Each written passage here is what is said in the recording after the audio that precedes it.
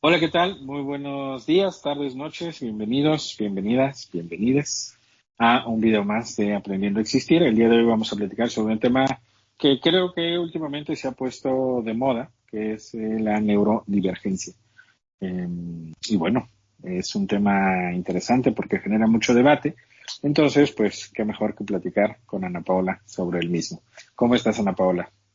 Hola Carlos, bien interesada sobre este tema. Ya he escuchado mucho hablar acerca de esto. Creo que antes de por sí en psicología era una situación tabú. Ahora imagínate lo de los temas y todos los tachaban de a locos y se creía que pues las personas todas eran iguales, ¿no? O que no necesitabas más que una crianza fuerte con golpes o ser más salvaje en este mundo y tener más gallardía o no sé, como que obviamente también la educación ha cambiado a lo largo de la historia, pero nunca se había hablado o dividido las personalidades de las personas, ¿no?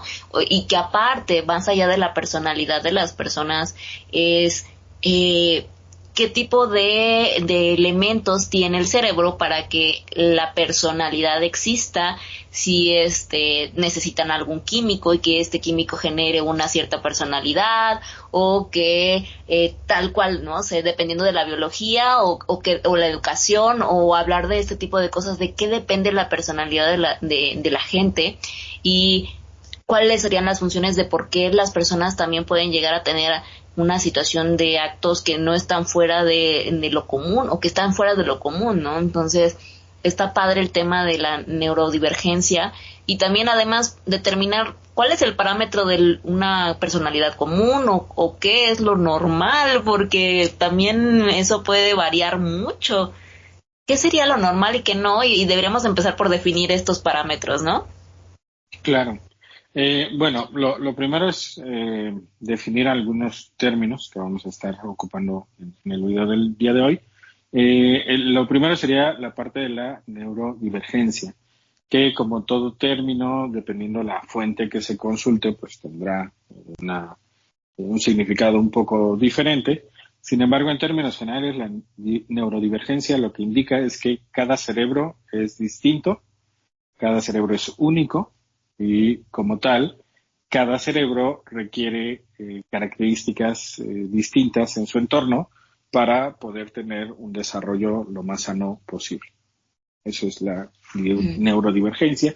Y esa neurodivergencia indica esa neurodiversidad indica que tú y yo somos distintos, que somos no solo físicamente distintos, sino que también nuestro cerebro es diferente, porque hace no mucho tiempo, hace unos 30 años aproximadamente, se creía firmemente que en realidad los cerebros eran prácticamente iguales, el tuyo y el mío, o el mío con el de cualquier otro hombre y el tuyo con el de cualquier otra mujer, porque se sabía que el tamaño de los cerebros sí variaba en función de si se es hombre o si se es mujer.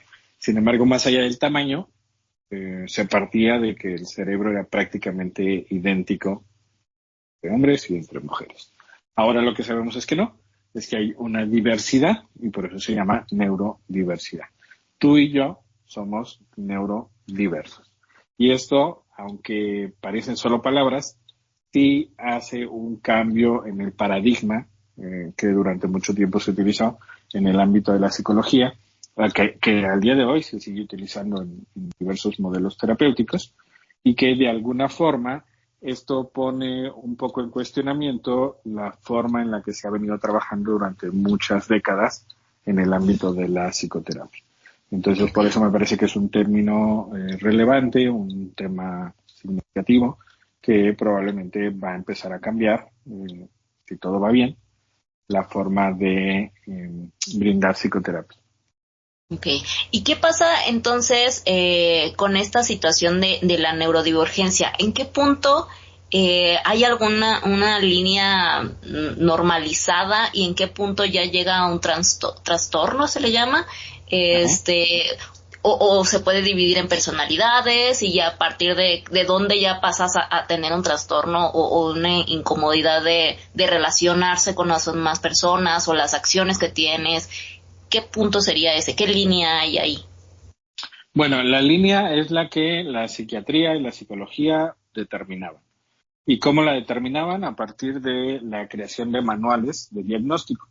Estos manuales iban modificando cada cierto número de años, cada 2 o 3 años, y salía una nueva versión. Ahorita, por ejemplo, la que tenemos más vigente es la versión número 5 del DSM, sería el DSM-5, que sería el Manual de Desórdenes Mentales. Y entonces, todo esto que era diferente, que tenía como unas características mucho más específicas, que sería lo que llamaríamos actualmente como neurodivergente, en esta diversidad que todos tenemos, la gran mayoría nos ubicamos en una parte similar y hay algunos que se salen de esa normalidad, de esa generalidad. Entonces a esos que se salen, actualmente les llamaríamos neurodivergentes, y en el modelo tradicional de la psicología y de la psiquiatría, el término que se ocupa para definir a estas personas es el término de trastornos, ¿no? Personas que tienen un trastorno. Y entonces, ¿qué es un trastorno? De acuerdo a lo que el DSM-5 definiría. Lo voy a leer para ser más preciso. Un trastorno, tal y como lo define el DSM-5, es un síndrome caracterizado por una alteración clínicamente significativa en la cognición, regulación emocional o comportamiento de un individuo que refleja una disfunción en los procesos psicológicos, biológicos o de desarrollo subyacente al funcionamiento mental. Esa era la forma de definir a los neurodivergentes, personas con un trastorno. Y normalmente el tratamiento habitual sería una medicación que no puede proporcionar un psicólogo, sino que para ello requerimos a un psiquiatra, porque el psiquiatra, por lo menos en nuestro país, es el único que dentro de sus funciones tiene la posibilidad de recetar medicamentos de esa índole por la alta concentración química de los mismos.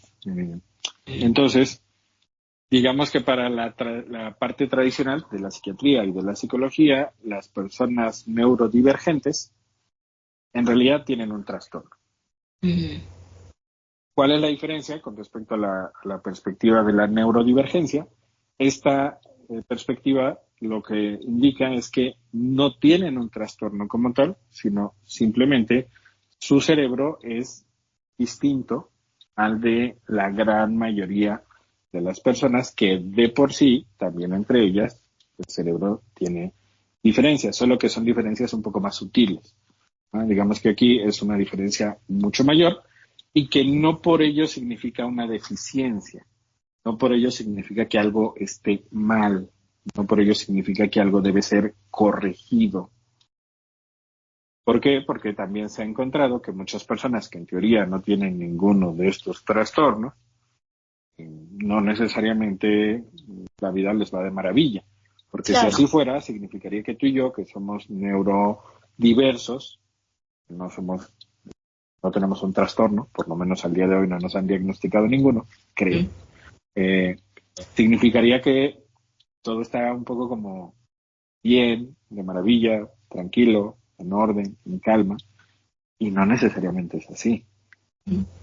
Entonces, en muchas ocasiones, esta perspectiva de trastorno lo que fue generando es que el manual cada vez iba aumentando, engrosando, porque cada vez más se encontraban padecimientos en conductas que anteriormente no se habían visto como patológicas. Y si bien es cierto que también este manual fue erradicando algunos diagnósticos que inicialmente contenía, por ejemplo, la homosexualidad en algún momento se consideró como un trastorno mental. La realidad es que en general lo que los manuales como el DSM y el CIE, que son otros similares, hacen es que van engrosando tamaño, porque van incluyendo cada vez más conductas como trastorno. Le gusta lamer los pies, ¿no? Ya ahí viene un trastorno, o cosas así. Sí, en general, prácticamente cualquier conducta que hagamos puede ser considerado un trastorno, ¿no? Si Porque está el fuera del manual, común denominador. sí, porque el manual lo que te dice es un poco como si está presente 3 de estas 10 características, igual y ya puede ser considerado. O en este otro, si están presentes 5 de estas 10 características, ya puede ser considerado. Y entonces a veces tenemos pues trastornos ahí como una mezcla entre usted tiene un poquito de esto y un poquito de esto y un poquito de esto, ¿no? Entonces es interesante porque es una perspectiva que obviamente sutil o directamente está siendo muy favorecedora para las farmacéuticas, que pues son los que producen estos medicamentos, que son medicamentos controlados, que son medicamentos que en términos generales ayudan a la estabilización de la persona, aunque no necesariamente en realidad están resolviendo la problemática de fondo. Entonces, es ahí donde está también parte del debate. Y con respecto a estas diferencias del cerebro, que por ejemplo, pues ya en las diversas formas donde somos diferentes, ¿no? Sería como por tamaño, generación de químicos, forma. ¿Cuál sería como el estilo de las diferencias? ¿O es el enlace de pensamientos, el contexto en el que vives? ¿Qué te forma estas diferencias? ¿O puede llegar a padecer el trastorno posteriormente? ¿Cómo estaría? Se supone que cada situación, cada síndrome, tiene o cada trastorno, tiene algunas posibles explicaciones del por qué surge. Algunos surgen por una cuestión genética, algunas surgen a partir de el uso de ciertos químicos por parte de la madre durante el embarazo o durante la lactancia. La realidad es que no hay del todo certeza de cuáles pueden ser las causas de todos y cada uno de los trastornos, ¿no?, que el DSM incluye. Algunas personas incluso lo que sugieren es que gran parte de estas problemáticas surgen no a partir de algo genético, sino más bien algo epigenético, es decir, fuera de la genética, que tiene que ver con las circunstancias en las cuales se desenvuelve el niño o el recién nacido. No es lo mismo nacer en México que nacer actualmente, por ejemplo, en Palestina, o nacer en China, o nacer en Alaska. Creo que cada entorno puede generar distintas reacciones de nuestro cerebro para intentar adaptarse a dicho entorno, y muchas de esas adaptaciones pueden terminar siendo consideradas como trastornos. Por ejemplo, antes de la pandemia, algunas personas que tenían una tendencia excesiva, y digo entre comillas excesiva por lo que después aconteció, a ser muy cuidadosos con la limpieza, que se veían como con un trastorno obsesivo compulsivo. Posterior a la pandemia, esas personas, digamos que fueron como las que más fácil se adaptaron a los cuidados y a las precauciones y a la limpieza de los objetos, alimentos y demás, precisamente porque ya traían como ciertas características que favorecían que se adaptaran a esa nueva realidad post pandemia. Entonces, lo que en un momento pudo haber sido considerado como un trastorno, después de la pandemia se vio como una práctica sana de autocuidado. Entonces, esto también puede estar presente en algunas otras sintomatologías o trastornos que el DSM-5 contempla. Por ejemplo, algunos de los trastornos, ¿no?, que podrían venir en el DSM-5 o que vienen en el DSM-5 y que pueden considerarse como neurodivergencias serían el autismo, el trastorno por déficit de atención, el síndrome de Down, las discalculias, la disgrafia, la dislexia, trastornos del desarrollo intelectual, trastorno bipolar, trastorno obsesivo compulsivo. Es decir, todo esto, desde esta perspectiva tradicional, son trastornos, y desde la nueva perspectiva son neurodivergencias. Que el tener en cuenta el término neurodivergencia no implica que se esté peleado con que la persona acuda al psiquiatra, sino que se parte desde una perspectiva en donde la persona con esta característica puede tener una vida funcional, sana, feliz, y no necesariamente carga con un problema que se tiene que corregir. Claro, es que nació así y dependiendo del grado de que pueda ser funcional su vida o no, no significa que tenga un problema, ¿no? Mientras se pueda cuidar de sí mismo, mientras pueda tener una situación de manejo de relaciones sociales, un autocuidado, un trabajo, etcétera, puede tener ciertos parámetros de decir, no sé, si una persona con depresión, una persona con bipolaridad, una persona con ciertos padecimientos o trastornos pueden llegar a ser, pues no tan agresivos, supongo, ¿no? Bueno, es verdad que hay algunas neurodivergencias que pueden ser peligrosas para la persona o para su entorno, porque en ocasiones no hay un adecuado control de los impulsos o de las acciones derivadas de las emociones. Uh-huh. En esos casos, evidentemente, un medicamento puede aminorar estas reacciones bioquímicas del cerebro. Sin embargo, en términos generales, lo que los tratamientos tradicionales intentan es corregir a la persona para que se convierta en una persona más normal. Uh-huh. Más normal. Porque se parte de la idea de que esto es lo correcto, esto es lo adecuado. Uh-huh. Ejemplo, si tenemos a una persona que le cuesta mucho trabajo la interacción social, lo que se buscaría en el tratamiento tradicional sería que interactuara más. Uh-huh. Un poco como forzarle a que amplíe su círculo de contacto, a que realice actividades grupales, a que tenga interacciones cotidianas con otros individuos similares. Y en la perspectiva de la neurodivergencia, no necesariamente se buscaría eso. ¿Por qué? Porque probablemente la persona, aunque no tenga tanto contacto social, se siente tranquila así. Y entonces lo que se buscaría es la aceptación tanto de esa persona como de su entorno, de que esa circunstancia, para esa persona en particular, es idónea. No necesariamente hay que cambiarla. Mientras la persona no esté sufriendo, ni la sociedad en la que está en contexto.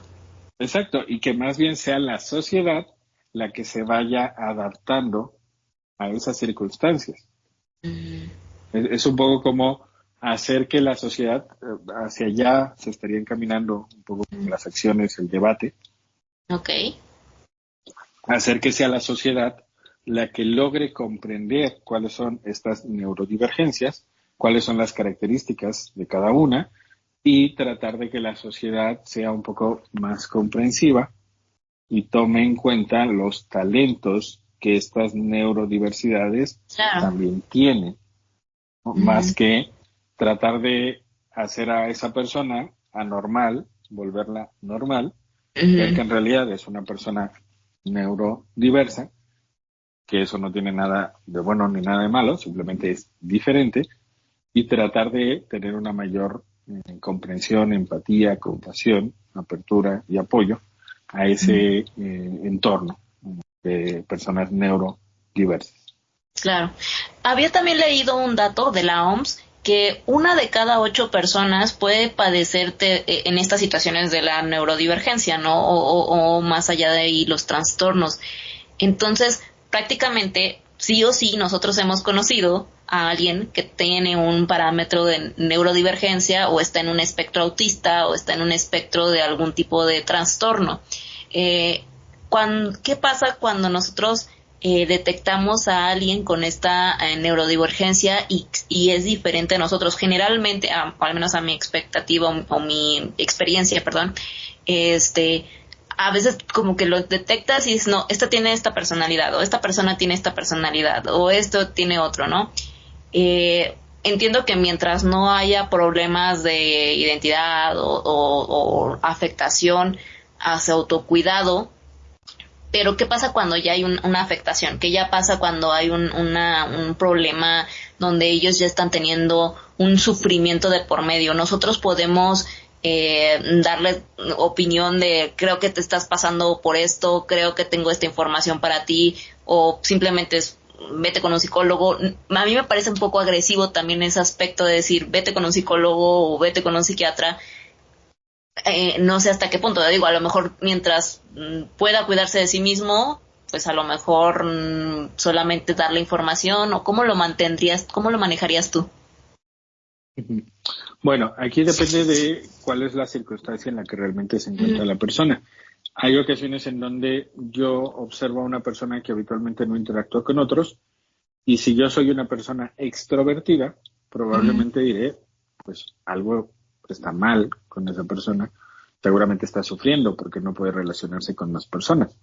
En cambio, si yo soy una persona introvertida y veo a una persona, a lo mejor con autismo, que se le dificulta la interacción con otras personas, como a mí, solo que a un grado un poco mayor, porque yo solo soy introvertido y él es autista, probablemente voy a empatizar y voy a decir, pues no le voy sufriendo.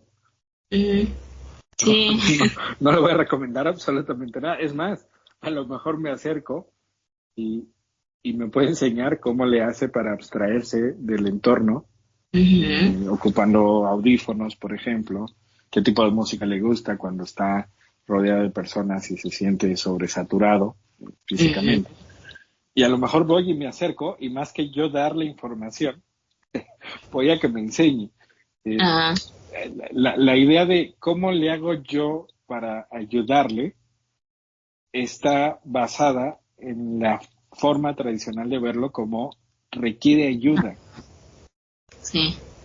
Es como si de repente yo dijera, es que de repente yo veo a personas afrodescendientes y me pregunto, ¿cómo les puedo ayudar con su afrodescendencia? Pero pues, es que no hay necesidad de ayudar. Es cambiando tu idea de sociedad. Ajá. Exacto, es cambiando mi idea de sociedad de que eso no es en realidad un problema. Oye, pero es que hay ocasiones en donde sí, las personas con neurodivergencias pueden tener verdaderos problemas, conductas que pueden atentar contra ellos mismos, contra su propia integridad. Pues los que no tenemos neurodivergencias también podemos hacer eso. En realidad, es un poco entender que probablemente todos, utilizando la estadística que mencionas de la OMS, de que, ¿cuántos dijeron? 1 de cada 8. 1 de cada 8, ¿no? Si más o menos equivaldría como casi a un 1%, 1% de la población tiene alguna neurodivergencia. Lo más probable es que sea mucho más elevado ese número. ¿Vale? ¿Por qué no lo sabemos? Porque ese número está basado en los datos más oficiales que se dan. Es decir, personas que han ido a entornos médicos, o a clínicas, o a centros de salud, o a alguna institución, normalmente con algún vínculo con el gobierno, porque a veces los datos privados no tan fácilmente se comparten, de clínicas privadas, de hospitales privados. Es decir, estos son datos a partir de lo que oficialmente se conoce. Sin embargo, la gran mayoría de las personas no hemos acudido nunca a que nos hagan un examen psiquiátrico y que nos digan qué trastorno tenemos. Y entonces, como la mayoría de las personas no hemos ido, la mayoría de las personas consideramos que no tenemos no se tiene nada. Claro. Y a lo mejor sí lo tenemos. Entonces, si cambiamos la perspectiva y partimos de la idea de que probablemente la mitad de nosotros podemos tener alguna neurodivergencia, que no es la minoría, sino que es la mitad, quizá eso nos ayude a entender que probablemente todos somos neurodivergentes en algún porcentaje y que no necesariamente todos necesitamos modificar algo, porque a veces ese nivel con el que estamos ya viviendo es pertinente, es adecuado para mi situación actual. Claro. Entonces, partir de la idea de que tenemos la obligación de ir y ayudar a las personas neurodivergentes sigue siendo en el fondo un poco tener la idea de que tienen un problema y que las tenemos que ayudar. Pero ¿qué pasaría si yo soy el neurodivergente? Y la armo bien en mi vida cotidiana. Tengo peculiaridades, no siento que sufro, y no creo que nadie tenga que venir y darme un folleto de qué hacer cuando eres neurodivergente. Uh-huh. Que ojo, no con eso estoy diciendo que esté mal acudir al psicólogo, acudir al psiquiatra, no, solo que creo que en muchas ocasiones hemos aprendido a juzgar en demasía nuestro entorno y a ver enfermedades donde no las hay. Claro. Y a veces no vemos las propias, pero sí vemos las de los demás. Por ejemplo, si yo tengo sobrepeso, a lo mejor fácilmente puedo ver a otros que tienen sobrepeso, pero decir que yo estoy gordito, no, yo no tengo sobrepeso, no tengo obesidad, no.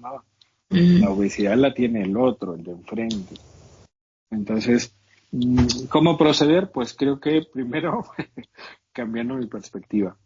Que es difícil porque esta perspectiva que se viene manejando es pues prácticamente de hace siglos. Cambiar una tendencia no es tan sencillo. Pero aquí también un punto, yo he escuchado varios podcasts y me parece interesante escuchar y ver que muchas personas, por ejemplo, tienen un rasgo de autismo, ¿no? O Asperger, que creo que ya no se les llama tal cual así.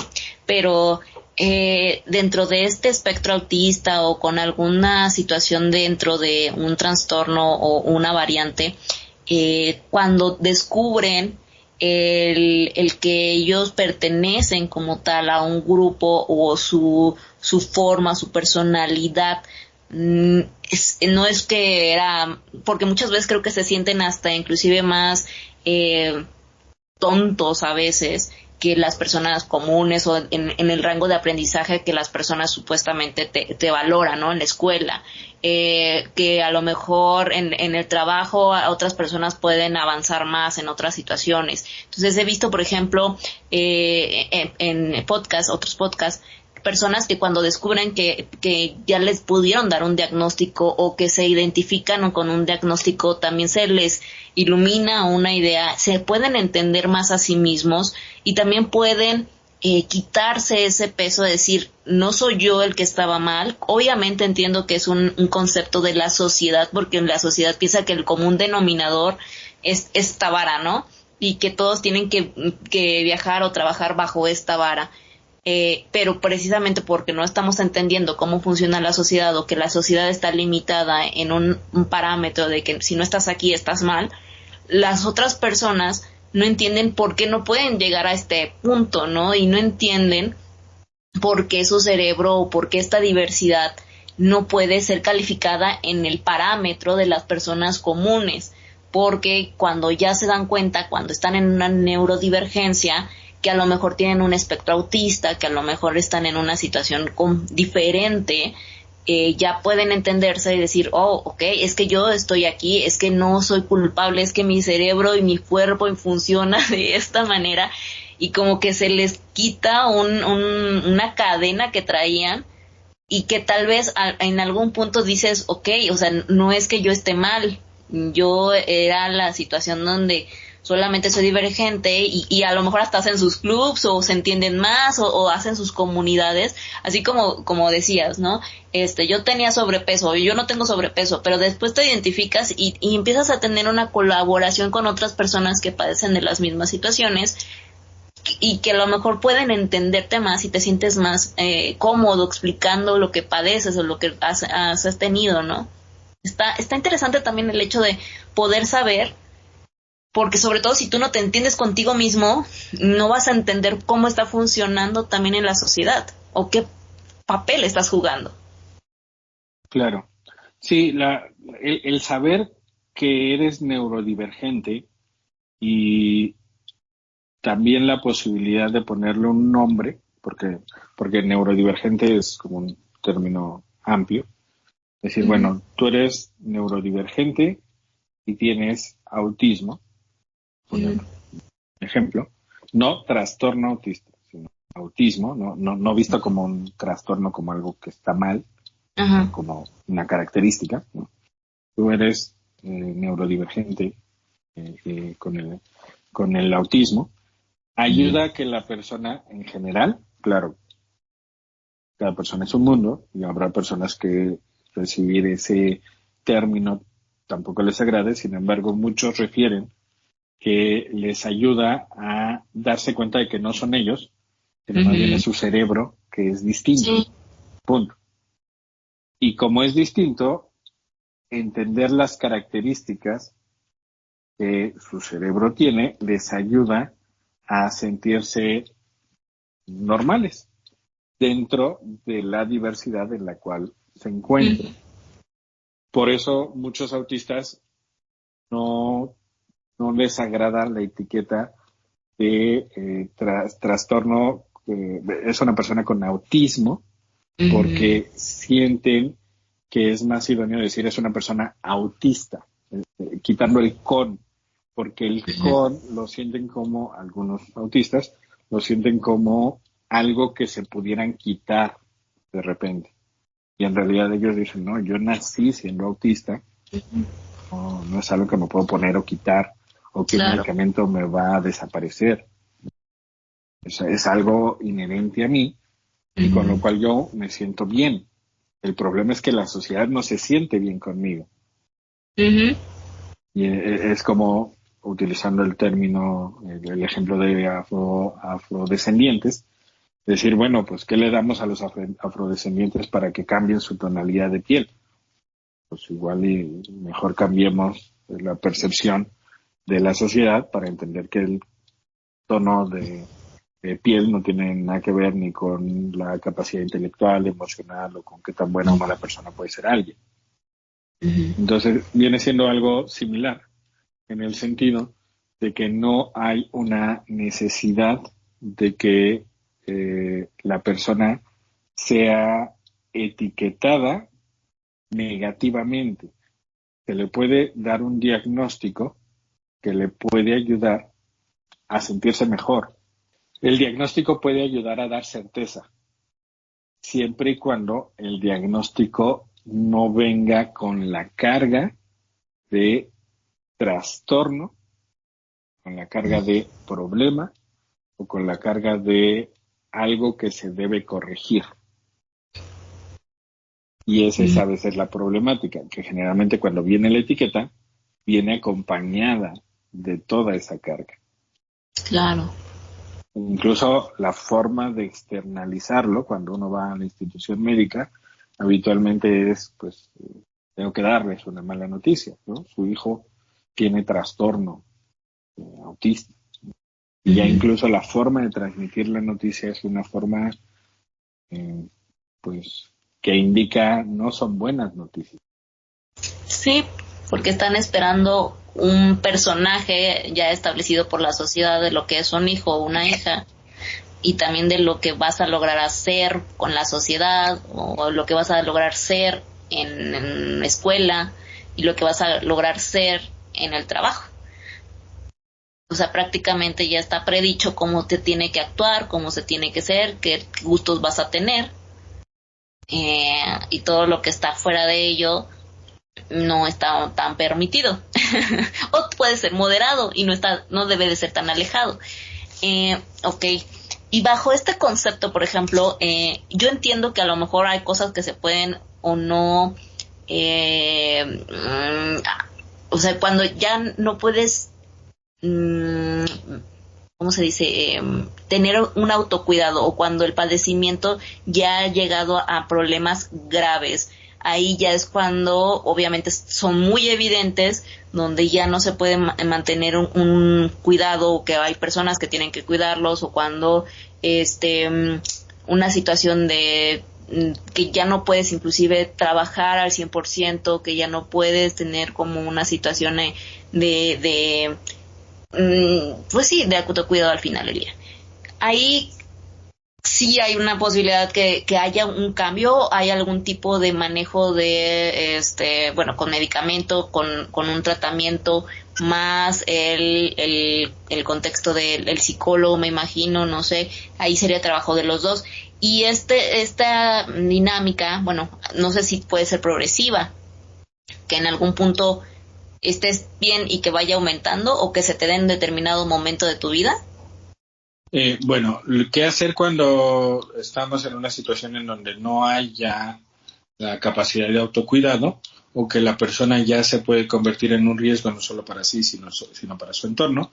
En los niveles más bajos, pues a lo mejor un medicamento psiquiátrico puede aminorar el impacto de todo ello y mantenerlo en una posición manejable para la familia. En muchas ocasiones esto tampoco es posible y lo necesario pues es internar a la persona en alguna clínica especializada para el cuidado de dichas personas. Sin embargo, esto también es algo muy habitual en personas que no tienen una neurodivergencia. Por ejemplo, hay personas que de repente les da Alzheimer. Uh-huh. Eso no es una neurodivergencia. No estaría considerada una neurodivergencia, sino una problemática que de repente empieza a afectar la parte de la cognición, de los recuerdos, de recordar para qué sirven algunos objetos, cómo se utilizan. Entonces, ¿qué se hace? Pues en muchas ocasiones, si la situación no es tan delicada, se puede con ciertos medicamentos y apoyo en casa todavía mantener al familiar ahí.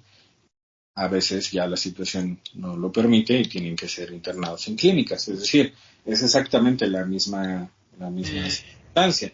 Hay ocasiones en donde el entorno en casa no es el idóneo para poder mantener a la persona y, bueno, óptimo sería clínicas especializadas para el cuidado de esas personas con esas características, ¿no? O con esas dificultades para desenvolverse en un domicilio particular. No, lamentablemente, por ejemplo, en nuestro país, pues casi siempre son instituciones privadas, que son muy costosas, que no se tiene el acceso fácil a estos entornos, o incluso que el personal tampoco está debidamente capacitado, tales en general, para atender este tipo de situaciones.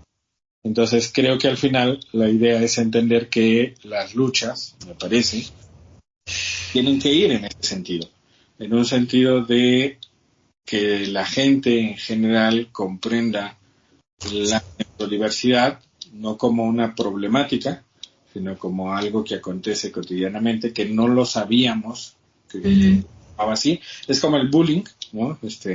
El bullying en esencia viene ocurriendo desde hace siglos. Sin embargo, no sabíamos que se llamaba bullying, o sea, no le habíamos puesto el nombre, no sabíamos del impacto que esto podía tener a largo plazo en aquellos que eran víctimas o victimarios, ¿no? En el caso del bullying. Y cuando se entiende, se le empieza a dar la relevancia que amerita. ¿Sí? Actualmente, si alguien viene y nos dicen, oh, mamá, papá, me hacen bullying, se toman medidas. Y en mi época, pues ni siquiera era factible compartir esto con nuestros padres, ya sea que éramos o fuéramos víctimas de. En otras épocas, mucho menos. Entonces, creo que el cambio va más o menos en la misma medida. La neurodiversidad se va a empezar a ver como algo más habitual, se le va a dar la importancia que amerita, se va a capacitar mejor tanto a los profesores en entornos académicos como a los médicos, psicólogos, pedagogos en general. Y creo que al final la sociedad es la que se va a tener que adaptar idealmente a estas nuevas características, habilidades, genialidades que las neurodivergentes tienen y que a la larga se va a ir adaptando los entornos, las ciudades, las escuelas, los hospitales, para cada vez más incluir este tipo de características. Claro. Eso sería, creo yo, el camino. En la realidad, estamos todavía muy lejos. Muy lejos. Sigue viendo esto todavía como trastornos, como algo que solo con medicamento se va a corregir. La familia en muchas ocasiones lo único que hace, en el mejor de los casos, porque a veces tampoco esto es accesible porque es muy costoso, en el mejor de los casos las familias pues llevan al paciente con el psiquiatra, con el psicólogo, casi de ahí se lo dejo, repáremelo, Y creo que en muchas ocasiones al final sigue, incluso aunque haya cierta mejoría desde el punto de vista familiar y social del paciente, se le sigue viendo como un bicho raro que no encaja, que está mal, que no tiene la misma capacidad que nosotros, por ende, ya no digamos como no tienen la misma capacidad, menos va a tener habilidades, características geniales, cosas que puede enseñarme. Y en muchas ocasiones se seguirá viendo como una muy mala noticia tener dentro de nuestras familias a personas con neurodivergencias muy evidentes. Y digo muy evidentes porque probablemente todos lo somos, o la mitad de los que tenemos convivencia cotidiana lo son, y no nos hemos dado cuenta porque sus neurodivergencias no son tan evidentes. Eso es todo. O son más cotidianas. Sí, o somos como, se parecen a las mías, y entonces... Ajá. ¿no? Entonces, creo que al final sí hay una diferencia bastante evidente entre lo que sería lo idóneo y la realidad. La buena noticia es ya se está viendo, ya hay cada vez personas con neurodivergencias que hacen programas en YouTube o podcasts o videos en otras plataformas que comparten su experiencia y que comparten estrategias para ser cada vez más comprendidos y no verlos como alguien que tiene que ser corregido, claro, curado o reseteado de alguna manera. Sí, al final de cuentas vivimos en una sociedad llena de sesgos. Creo que también por mi parte hay mucho que trabajar todavía. Sin embargo, hay mucha gente, creo que estamos empezando a intentar entender qué se trata esto, entender cómo tenemos que actuar con base a información, a saber qué es lo que quiere que busque el otro, porque creo que hoy, inclusive post pandemia, intentamos aperturarnos un poco más al conocer a los otros y también sentirnos en esta situación de ansiedad o aperturarnos a lo que serían la situación mental, ¿no? Un poco más de salud mental. Aparte, me parece como importante aquí recalcar que, sobre todo en el área laboral, es como que la menos abierta a ciertas situaciones de salud mental. La número uno, y sobre todo aquí en México, al menos que es mi área de trabajo, todos buscan un cierto parámetro de cómo tiene que ser el trabajador perfecto, el que no debe que dejarse, el que todo lo tiene que hacer rápido, el que no puede frustrarse, el que tiene que ser tolerante, el que tiene que tener ciertos parámetros y tiene que ser un robot. Entonces, ahí empieza como la situación donde se nota que no hay un parámetro o no hay algo establecido, decir cuáles son las variantes, ¿no? Entonces, qué tipo de trabajos sí te pueden aceptar, por ejemplo, con que pues no seas tolerante a la frustración o que no tengas que terminar todo a la hora o que no pase nada si me tratan mal, ¿no? O ese tipo de cosas. Hay personas en el espectro, por ejemplo, en el amplio espectro autista, que no soportan ruidos o que tienen que hacerlo todo a su modo, a pesar de que los autistas han sido las personas que más inventos y recursos a la humanidad le han dado, pero tienden a ser solitarios y tienden a trabajar en un espacio y tienden a trabajar en ciertos espacios solitarios a la sociedad. Y es curioso cómo las personas neurodivergentes son las que inclusive creo que muchas más cosas les pueden haber brindado a la sociedad en sí, pero cómo los trabajos en global no se adaptan a este tipo de mentalidad o este tipo de situación, no se adaptan a ser diferentes, a que tengan diferentes personalidades, o inclusive el por tener diferentes personalidades te sobajan o intentan medirte y ponerte en ciertas posiciones para que les sean más útiles y eso ahorita que me lo mencionas es como que veo lo más evidente en la sociedad en el área laboral. Es triste, pero cuando ves un currículum, o más bien ves ¿cómo se llama? Una hoja de reclutamiento o todo lo que te piden, dices, wow, lo que necesitan es una máquina, no una persona. Y es triste. Sí, y justo eso es lo que creo yo que conviene modificar. No seguir tratando de adaptarnos a lo que el sistema nos exige, sino más bien adaptando el sistema a la realidad. Y la realidad es que somos todos neurodiversos y las personas neurodivergentes, quizá todos lo somos, solo que en ciertos niveles que no son tan perceptibles, la mayoría. Y entonces creo que al final, si todo va bien, la sociedad terminará adaptándose a estas neurodiversidades. Si la situación no va bien, hasta el momento, seguirán estigmatizados, seguiremos, y es que tú y yo también lo fuéramos, que al día de hoy no lo sabemos porque no tenemos un diagnóstico como tal. Podemos sospecharlo, ¿no? Porque si tú lees todas las características de todas estos trastornos del DSM-5, probablemente encajemos en alguno. Entonces, es importante identificar que muy probablemente nos hemos ido adaptando a tratar de alcanzar ese estándar que el entorno social, laboral, económico nos exige, y creo que lo idóneo es tratar de luchar en un sentido distinto. Obviamente para ello es necesario entender lo nuevo que se está investigando, porque esto no es que de repente a alguien se le ocurriera, es más bien a partir del estudio de cómo funciona el cerebro, de las diferencias entre cerebro y cerebro, que se va encontrando esto. No es algo que de repente a alguien se le ocurrió, es gracias al avance científico que ahora tiene herramientas que permiten entender cómo funciona un cerebro en tiempo real, que se empezó a encontrar pues estas neurodiversidades y neurodivergencias.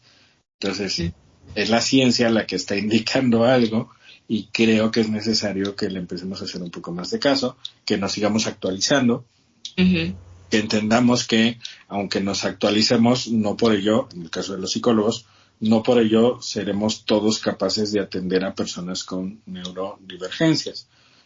Aunque yo esté informándome sobre estos temas, eso no significa que yo esté capacitado para atender a alguien con una neurodivergencia.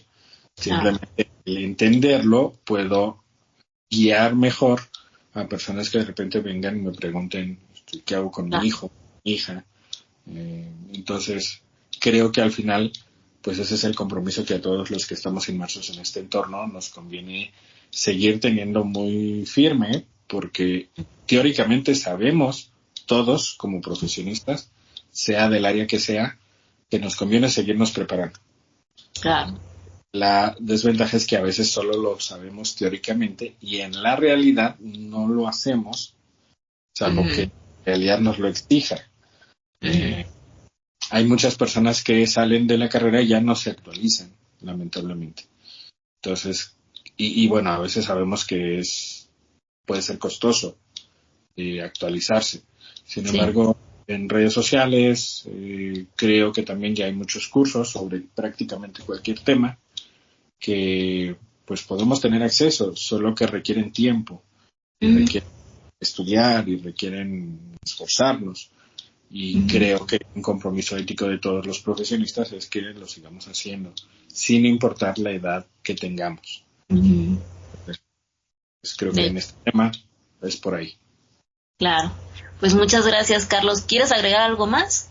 No, pues solamente invitar a que cambiemos nuestra perspectiva, que sigamos preparándonos, independientemente del área en la cual nos enfoquemos en el día a día, y que, pues si quieren saber un poquito más sobre estos temas y otros que les llamen la atención, pues que vean nuestro canal, que ya tenemos creo que como mínimo unos 50 videos interesantes. Ya vamos a 90, más para 90. Sí. Perfecto. 90. Pues mira, ya casi llegaremos pronto a los 100. Entonces, exacto. Sé que alguno de esos videos seguro les puede ser de interés y utilidad. Claro, pues muchas gracias por vernos, espero que les haya gustado. Recuerden darlos like, suscribirse, esto nos va a ayudar mucho para crecer y para seguir haciendo este contenido. Recuerden compartir sobre todo al grupo de tías, al grupo de familia, al grupo de amigos, porque estos temas yo creo que les van a interesar a todos. Y pues muchas gracias por vernos. Recuerden que a psicoterapia no va la gente loca, sino la que quiere aprender a existir. Les mando un besote, un beso, bye.